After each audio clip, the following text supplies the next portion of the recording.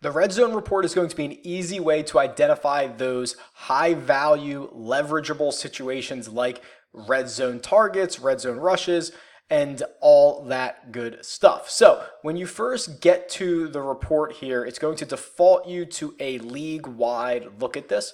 Split up by passing, rushing, and receiving, you'll be able to identify which quarterback has thrown the most passing attempts in the red zone, which running back has rushed the most times in the red zone, and which receiver has received the most targets in the red zone. And this also does include tight ends. You can see Zach Ertz is on here as well. And then the accompanying other stats, whether it's receptions, touchdowns, completions, are also there. On the bottom right of this, it is showing you how often a team will pass or rush the ball when they're in the red zone. So because we are defaulted to the entire league, that is the league-wide pass rush ratio, 52.5% to about 47.5%. But in the bottom left-hand corner, it's the split for each team sorted by the teams that throw the ball most often in the red zone. So the Pittsburgh Steelers throw the ball when they get into the red zone 65.5% of the time. That's the highest rate on or in the NFL.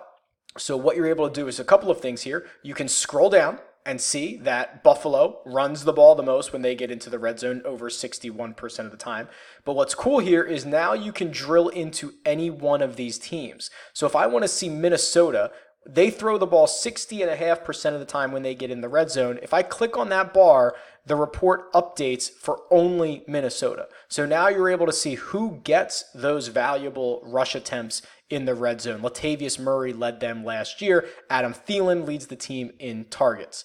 And I can continue to do this for any team in the league. Here is Pittsburgh. So you can see James Conner, dominated the rushing attempts here. Juju Smith-Schuster actually led the team in red zone targets as well. So this is a really nice tool for you to be able to see the league as a whole and then drill into any team, because these are the touches or the targets or the pass attempts that are of critical value.